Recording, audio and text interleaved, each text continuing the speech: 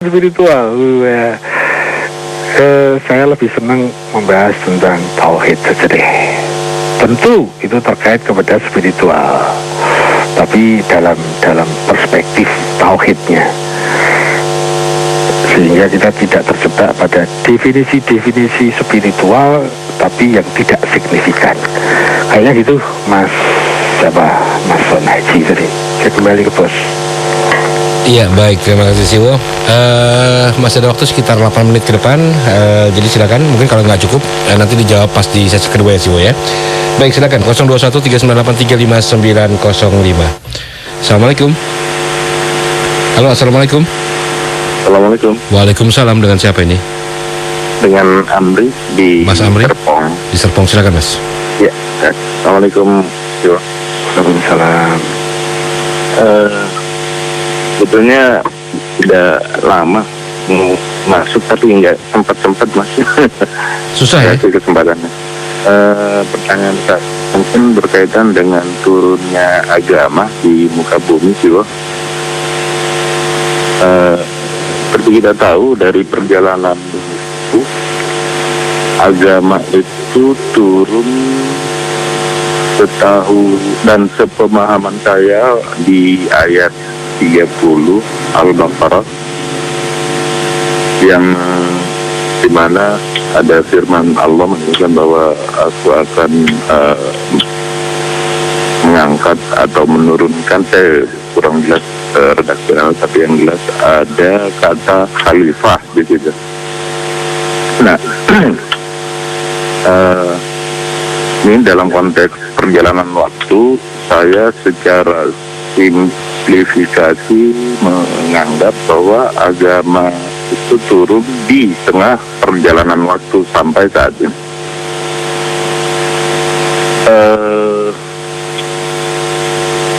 Kalau desain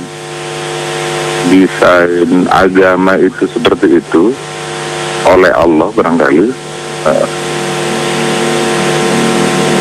kira-kira bagaimana memaknai itu dalam konteks sementara di ayat Al-Quran yang lain agama itu seolah-olah sudah ada sejak awalnya waktu. Mohon pertimbangan untuk pertanyaan yang pertama itu. Bisa diulangi kedua, sebentar Mas Amri, bisa pertanyaannya bisa diulangi? Ya, memahami konteks turunnya agama di tengah perjalanan waktu, karena pemahaman pribadi saya bahwa ayat 30 Al-Baqarah itu menyebutkan bahwa saya akan mengangkat khalifah di muka bumi ini. Menurut saya itu adalah momen turunnya agama untuk memperbaiki peradaban yang ada di muka bumi dibandingkan sebelum khalifah ini diangkat. Berarti konteksnya agama itu turun di tengah perjalanan waktu, sementara di dalam Al-Quran sendiri ada pembahasan bahwa agama itu sudah ada sejak awal terjadinya waktu atau alam ini. Nah, bagaimana menyikapi kedua, saya menyebutnya mungkin dua kondisi yang berbeda ya. Yang pertama. Nah, pertanyaan kedua mungkin Siwo. Sebentar Mas Amri, sebentar. Ya? Siwo bisa dipahami Siwo ya? Belum. Pertanyaan pertamanya apa itu belum? Pertanyaannya artinya mungkin bagaimana memahami mungkin poinnya Mas Amri, ataukah mungkin bagaimana caranya memahami agama yang sudah ada sebelum surat Al-Baqarah itu diturunkan dengan isinya, gitu. Betul. Kurang lebih begitu kali ya. Ya. Jadi memahami bagaimana agama Islam itu sudah ada sebelum surat Al-Baqarah yang turun di tengah-tengah waktu. Iya, yang diturunkan saat adanya momen tersebut, ya. Begitu ya. Iya. Bisa dipahami sih, Wo ya? Ya, sebatas yang kemampuan saya ya. Oke. Yang kedua Mas Amri. Yang kedua Mas Amri. Nah, yang kedua di ayat Al-Baqarah 30 Al-Baqarah itu pemahaman saya bahwa diangkatnya khalifah di situ mengindikasikan bahwa ada makhluk yang diangkat dan ditunjuk dan dipilih untuk mewakili umat-umat yang lain. Nah, saya agak dalam tanda kutip heran kalau di situ adalah momennya Nabi Adam turun ke bumi dan dianggap sebagai manusia pertama. Ya, sementara dalam Al-Baqarah khalifah sudah diturunkan begitu. Iya, betul. Pilihan untuk mengangkat khalifah itu karena dengan pemahaman bahwa dia diangkat untuk memperbaiki peradaban makhluk lainnya. Artinya dia dipilih di antara beberapa makhluk. Nah, kelihatannya ada kontradiksi dengan asumsi bahwa Adam itu sebagai manusia pertama. Sementara dalam Al-Baqarah khalifah sudah diturunkan untuk memperbaiki, begitu ya? Sebelum diturunkan, begitu ya? Konteksnya bahwa itu terbukti dengan jawaban malaikat Jibril bahwa kenapa engkau menciptakan makhluk yang kerjaannya hanya membuat kerusakan di muka bumi dan saling menumpahkan darah.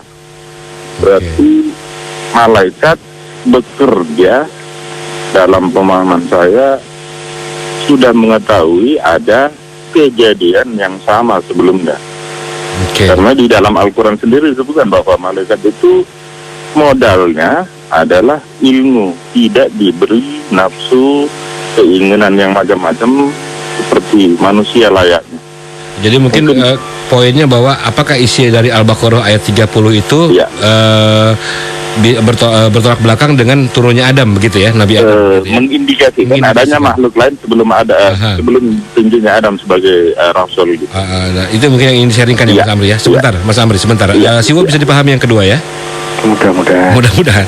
Oke, baik, terima kasih Mas Amri. Terima kasih Siwo. Assalamualaikum warahmatullahi wabarakatuh. Waalaikumsalam warahmatullahi wabarakatuh. Mungkin Siwo kita akan coba bahas di sesi kedua ya Siwo ya, karena ada beberapa komersial break yang harus kita putarkan.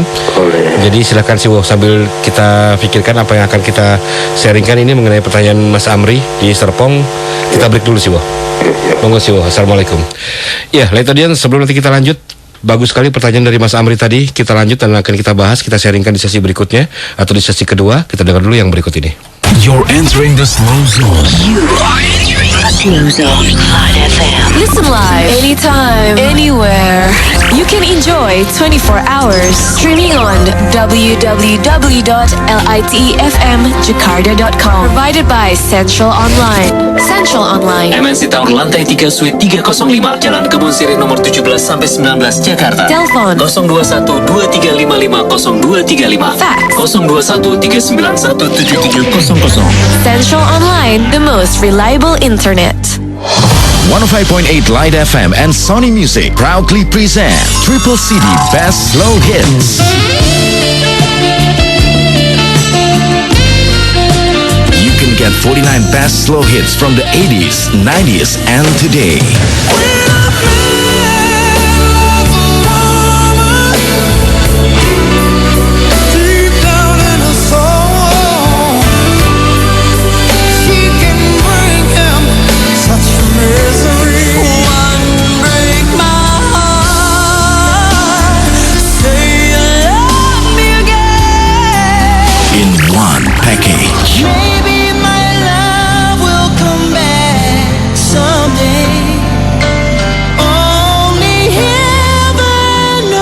CD Best Slow Hits.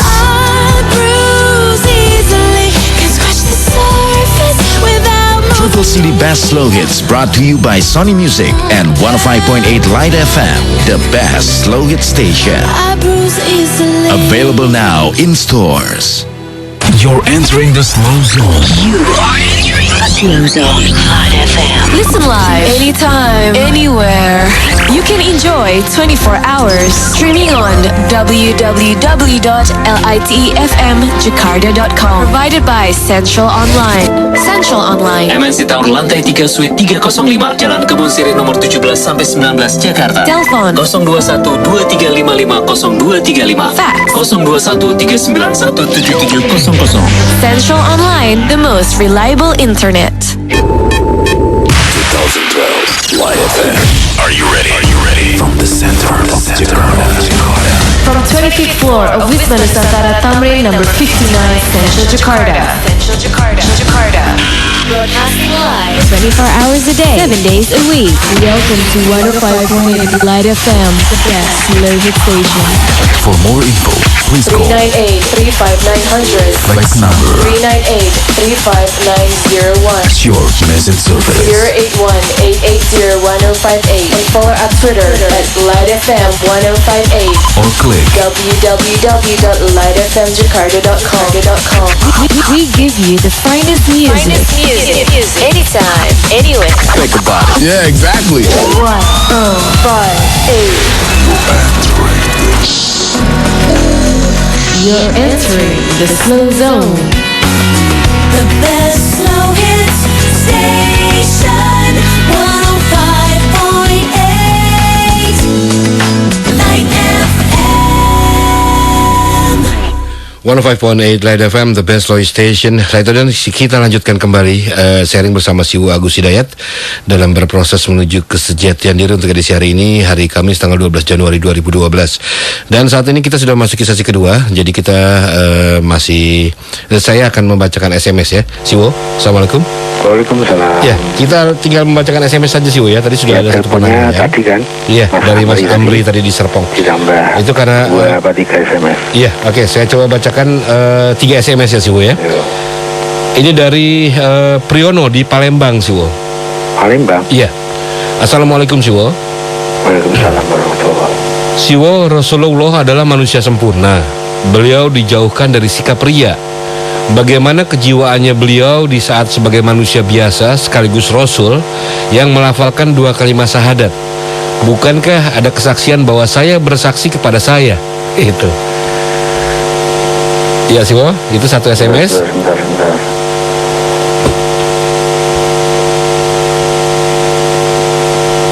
Kaitannya dengan ria ini. Iya, dan kejiwaan beliau di saat sebagai manusia biasa. Sekaligus waktu dia melafalkan 2 kalimat syahadat. Jadi artinya akan kata-katanya akan kurang lebih seperti kesaksian bahwa saya bersaksi kepada saya gitu. Kemudian yang kedua dari Abdillah di Cipulir. Assalamualaikum Siwo. Yo. Mohon, Waalaikumsalam. mohon disaringkan tentang apakah kita termasuk umat Rasul bila kita tidak melaksanakan ibadah sunnah. Jika tidak melaksanakan yang sunnah. Ya. Yang ketiga terakhir mungkin Siwo. Ini dari Atok di Pondok Gede. Assalamualaikum Siwo. Waalaikumsalam. Mohon disaringkan Siwo tentang Sirotol Mustaqim yang sehubungan dengan istilah dari masyarakat. Sehubungan dengan Istilah dari masyarakat, Sirotol Mustaqim. Jadi menurut masyarakat yang mungkin mengartikan arti Sirotol Mustaqim itu mohon disaringkan seperti apa? Cukup Siwo? ya, Ya silakan. satu penelpon dan 3 SMS. Kita mulai dari Mas Amri di Serpong.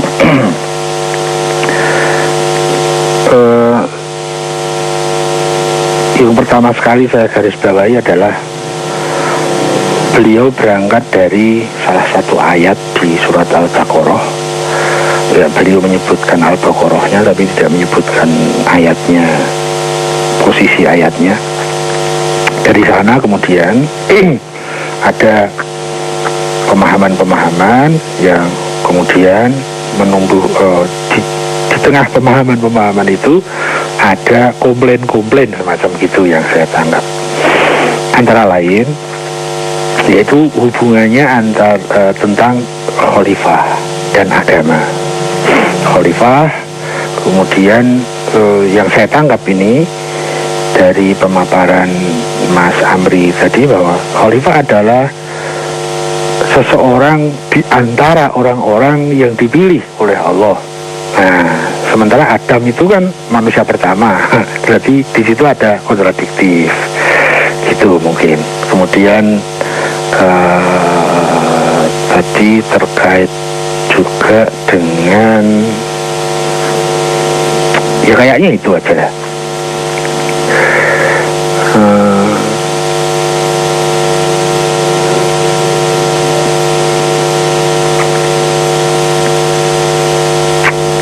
Yang ingin saya tanggapi pertama begini, Mas Amri. Kalau kita ingin masuk ke sebuah ayat, apalagi ayat yang panjenengan kaitkan ini, bukan sepanjang yang saya tahu itu bukan pada jenis ayat-ayat yang muhkamat, tapi ayat-ayat yang mutasabih, ya, terkait dengan di sana dikisahkan ya, secara tekstualnya itu ada keterkaitannya dengan bagaimana pendapat malaikat misalnya toh terkait dengan manusia di bumi ya. Ini adalah ayat-ayat yang jenisnya, kelasnya ayat ini adalah kelas mutasabih ya. Sedangkan ayat-ayat yang lebih mudah yang disebut dengan ayat yang muhkamat itu saja kalau bukan orang yang relevan memenuhi syarat-syarat tertentu, maka pasti akan terjebak kepada subjektivitasnya. Saya pakai istilah terjebak ya, mohon maaf. Itu sebetulnya istilah itu untuk saya kembalikan ke diri saya sebetulnya. Karena saya sering mengalami keterjebakan. Karena saya masuk ke ayat, tapi dengan kekuatan saya sendiri, dengan kemampuan saya sendiri. Nah, di situ saya sering terjebak. Sehingga itu banyak kemudian ada semacam bangunan pemahaman pada diri saya pada saat saya mengeksplorasi sebuah ayat, tapi kemudian tumbuh daya kritis yang mengkomplain pemahaman itu. Itu saya kebetulan sering mengalami keterjebakan yang seperti itu. Nah, itu semua yang saya alami paling tidak, itu solusinya adalah pada saat saya ingin mengeksplorasi sebuah ayat, saya harus menfungsikan ahli tafsir. Apalagi terkait dengan ayat-ayat yang mutasabih. Ya, semakin sulit ayatnya, semakin banyak keterjebakan kita. Kalau kita tidak memenuhi syarat, tapi kita memaksakan masuk. Jadi kita bukan ahli tafsir, tapi tidak menfungsikan ahli tafsir sebagai jembatan kita untuk masuk untuk menafsiri ayat. Kayaknya problemnya hanya di situ, Mas Amri ya. Ya tentu apakah saya memahami topik yang panjenengan angkat itu pas sebagaimana yang dimaksudkan oleh Mas Amri? Ya bisa jadi saya salah dalam memahami permasalahannya. Tetapi sepanjang yang saya pahami dari uraian-uraian dari kalimat Mas Amri itu, di situ akar permasalahannya adalah, kalau saya contohkan dengan pengalaman saya yang belum memenuhi syarat sebagai ahli tafsir, dengan niat dan semangat saya, dengan niat baik, saya masuk langsung ke sebuah ayat. Nah, di sana terjadi pemahaman-pemahaman. Di tengah perjalanan pemahaman itu ada bentuk dan sikap kritis yang keluar karena ada hal-hal yang misalnya kontradiktif, gitu ya. Banyak sekali saya mengalami keterjebakan seperti itu. Nah, akar masalahnya adalah sebagai solusinya, kalau kita bukan ahli tafsir, mari kita fungsikan para ahli tafsir itu yang menjadi jembatan agar kita tereliminasi dari keterjebakan itu. Ya, misalnya kalau terkait dengan di sini adalah apa definisi khalifah misalnya. Definisi khalifah itu apa? Kalau tadi kan ada semacam digarisbawahi seseorang yang dipilih di antara orang-orang, gitu kan? apakah memang begitu definisi khalifah itu? Harus dia dipilih di antara orang-orang, dipilih salah satunya. Nah, kata kalimat di antara orang-orang itu loh, sehingga fungsi khalifah itu kan untuk memperbaiki umat, misalnya begitu ya. Ya, itu akan selesai Mas Amri kalau penjenengan buka kitab tafsir. Dudukkan ahli tafsir sebagai jembatan kita untuk memasuki tafsir ayat. Itu semua bukan hanya tentang ayat itu, tapi banyak tentang ayat-ayat lain yang kita menjadi lebih mudah, lebih efektif, lebih strategis, lebih efisien untuk kita memahami ayat-ayat. Yaitu dengan mari kita dudukkan para ahli tafsir, kita fungsikan kembali para ahli tafsir itu untuk membantu kita sebagai guide kita untuk masuk ke ayat-ayat, apalagi ayat-ayat yang mutasyabi ya, terkait dengan yang diceritakan sama Mas Amri tadi. Kayaknya tanggapan saya di situ saja ya. Kemudian ini Mas Amri mesti tidak puas nih. Tapi terima kasih atas tidak puasnya, dan Mas Amri bisa menghubungi HP saya di jam besok. Ya. Terus Mas Priyono dari Palembang, Rasul itu kan manusia biasa, Rasul itu kan manusia sempurna, sehingga sudah terproteksi dari hal-hal yang terkait dengan riya. Pertanyaannya dihubungkan dengan riya. Riya itu menjadikan selain Allah sebagai pusat penilai, menjadikan selain Tuhan sebagai penilai. Misalnya saya ingin dinilai orang atau ingin tidak dinilai orang. Itu dia.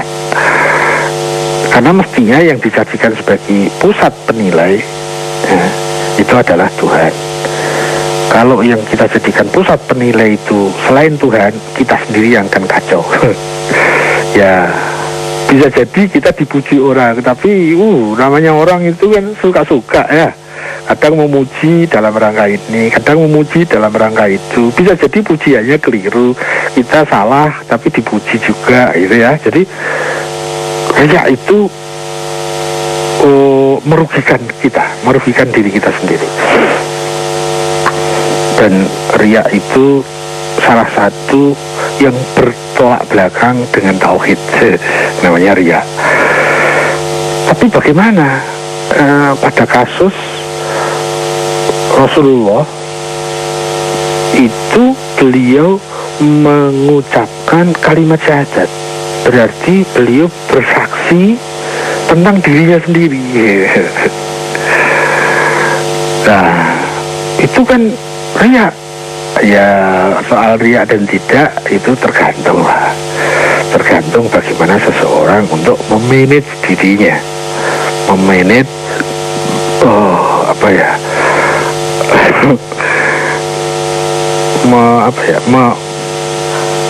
memasukkan tauhid atau tidak dalam dirinya. Karena kalau tauhid tidak masuk dalam dirinya, pasti efek-efek riya itu pasti. Riya itu sumbernya pada nafas, pada ego ya. Sementara kalau tauhid itu dia korelasinya dengan nurani. Jadi orang yang tidak bertauhid, dia hampir pasti dia akan terjebak kepada riya. Hampir pasti menurut ukuran saya. Kalau seseorang bersaksi tentang posisi dirinya, ya setiap orang yang bertugas, yang mengemban jabatan, kayaknya memang harus begitu. Ya. Misalnya Pak Lurah berkata, saya ini lurah kalian, ya, kepada rakyatnya maksudnya, ya. Dia sedang bersaksi tentang dirinya adalah lurah. Ya, soal riya dan tidak kembali kepada Pak Lurahnya itu pribadinya. Tapi semestinya seseorang yang mempunyai fungsi, mempunyai jabatan, ya dia mengenalkan diri sebagai pejabat. Kan logis. Misalnya Pak SBY bilang, saya adalah Presiden Republik Indonesia. Ya, tidak ada masalah. Rasulullah mengatakan, saya adalah utusan Tuhan. Ya memang jabatan beliau begitu. Saya bersaksi bahwa saya ini utusan Tuhan. Sama kan dengan bahwa asyhadu anna Muhammadar Rasulullah. Saya bersaksi bahwasanya Muhammad saya adalah Rasulullah. Logis. Kayaknya semua yang mempunyai jabatan itu logis melakukan hal seperti itu. Saya kepala sekolah SMK Solo yang segera ingin melonsing mobil Fiat SMK, gitu kan? Logis-logis saja. Karena itu terkait dengan jabatan. Jadi misalnya begini, kepala sekolah dia bicara kepada murid-murid di sekolahan itu. Saya sebagai kepala sekolah di sini, misalnya begitu, tidak ada problem kan? Nah, problemnya di mana? Nah, kalau soal riya, ya itu tergantung kepada personalnya. Kayaknya begitu, Mas Priyono di Palembang. Lanjut ke Mas Abdillah di Cipulir. Kita ini umat Rasul. Apakah kita bisa disebut umat Rasul jika tidak melaksanakan yang sunnah-sunnah? Nah. Saya ada menangkap kesan begini. Kita kan harus mengikuti sunnah Rasul. Nah, mungkin saya kesannya dari ke situ. Kita kan harus mengikuti sunnah Rasul. Bagaimana kalau kita tidak melakukan yang sunnah-sunnah? Nah, tidak tahu ya. Saya ada kesan pemahaman ke situ. Tapi kalau saya kembalikan dulu ke masalahnya bahwa melaksanakan sunnah itu baik. Kalau meninggalkan yang sunnah kaitannya ini dengan hukum ya. Ada sesuatu pekerjaan atau aktivitas itu menurut hukum fikihnya itu wajib dilakukan. Ini haram dilakukan. Nah, ini ada sunnah dan ada makruh, kemudian ada mubah. Kalau yang kita bahas itu sunnah dalam makna hukum fikih ini, yang sunnah itu kalau dilakukan baik, kalau tidak dilakukan tidak apa-apa. Lebih baik dilakukan, tapi kalau tidak dilakukan tidak apa-apa. Jadi apa hubungannya? Itu menjadi itu menjadi indikasi, menjadi indikator bahwa seseorang itu umat Muhammad atau bukan umat Muhammad. Nggak relevan, nggak ada hubungannya. Karena sunnah itu dilakukan baik, tidak dilakukan tidak apa-apa. Jadi tidak ada hubungannya dengan dia itu seseorang yang umat atau bukan umat. Dia umat Muhammad, tidak melakukan yang sunnah, boleh kok. Karena nggak masalah lah. Karena sunnah itu dilakukan baik, tidak dilakukan tidak apa-apa. Makruh itu kalau dilakukan tidak baik, tapi kalau dilakukan tidak apa-apa. Beda dengan wajib. Kalau wajib dilakukan baik, tidak dilakukan buruk. Dan haram kalau dilakukan buruk, tidak dilakukan baik. Gitu kan? Jadi kalau sunnah tadi dikaitkan dengan hukum fikih itu nggak relevan ini kalimat ini.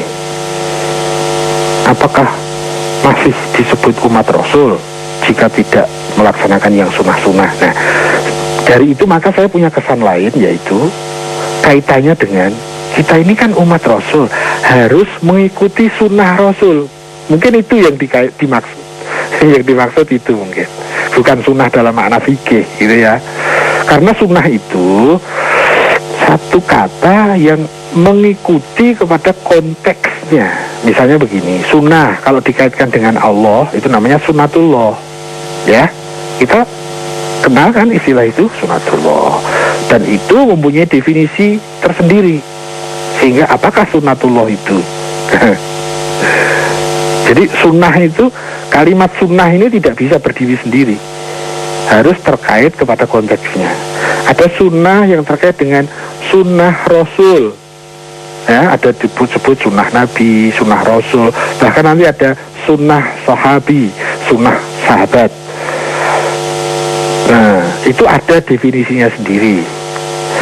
Kalau sunnah itu dikaitkan dengan fikih, ya, sunnah itu satu bentuk hukum, ya, di samping ada hukum-hukum lainnya, yaitu wajib, haram, makruh, mubah.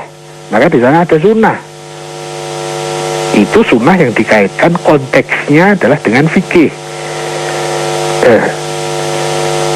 Ada sunnah nanti yang dikaitkan dengan ini agak konyol tapi ya, dikaitkan dengan gender, yaitu dikaitkan dengan laki-laki, ya, sunat. Nanti bahasa Jawanya disebut supit. Itu juga pakai kata sunnah. Ya, jadi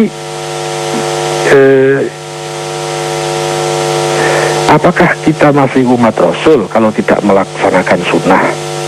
Apa maksudnya sunnah ini? Sunnah yang di fikih atau sunnah terkait dengan sunnatullah? Apakah sunnah yang terkait dengan khitan itu, supit, atau sunnah yang terkait dengan sunnah Rasul? Gitu kan? Ada kalimat lagi. Mari kita kembali kepada Al-Quran dan sunnah. Apa pula ini? Apa yang dimaksud sunnah di situ? Sunnah Rasul? Sunnah yang hukumnya sunnah itu, atau sunnatullah? Al-Quran dan sunnah. Tetapi di masyarakat sepanjang yang saya mampu tangkap sering dimaknakan dengan Quran dan hadis. Maksudnya Quran dan sunnah itu dimaknai Quran dan hadis. Ya begitu, saya juga dulu begitu. Ya, disinilah kita perlu memahami tentang istilah sunnah. Nah, itu terkait dengan mana? Sunnah terkait dengan Allah, sunnah terkait dengan Rasul, sunnah terkait dengan hukum fikih. Ya. Nah, setelah kita ke situ, coba kita ulangi pertanyaannya. Apakah kita ini masih umat Rasul kalau kita tidak melaksanakan yang sunnah-sunnah? Nah, kalimat ini menjadi tidak relevan. Ya, itu deh kayaknya Mas Abdillah di Cipulir. Terakhir Mas Anto di Pondok Gede, beliau mempertanyakan tentang masalah Shiratal Mustaqim. Shiratal Mustaqim, jalan yang istaqim, jalan yang teguh, jalan yang lurus, biasanya begitu.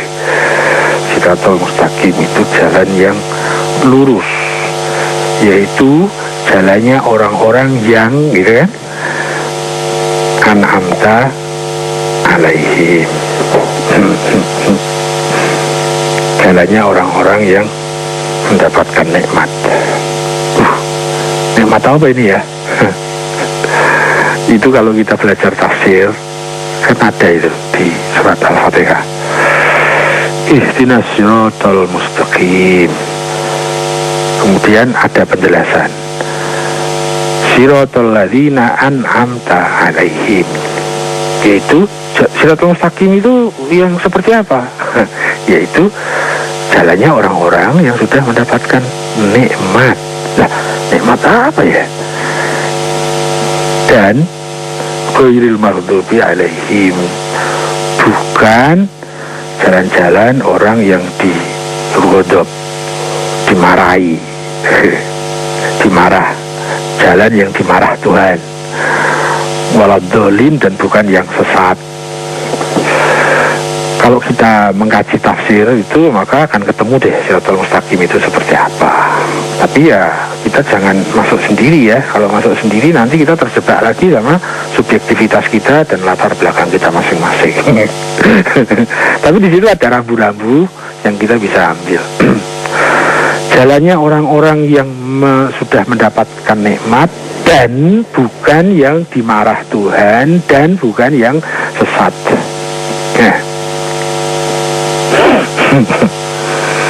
Itulah Shiratal Mustaqim. Indikasinya adalah jalannya orang-orang yang sudah mendapatkan nikmat. Lah, yang mendapatkan nikmat itu apa sih? Nikmat apa sih ini? An'amta alaihim. Wah, yuk kita masuk aja ke tafsir.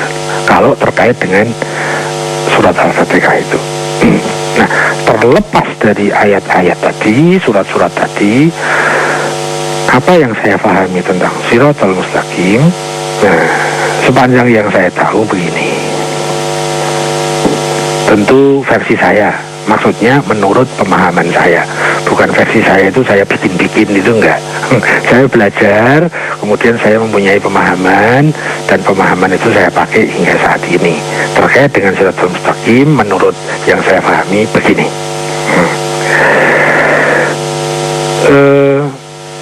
Sebuah jalan yang merentangkan dari diri kita menuju Tuhan. Jalan itu merentang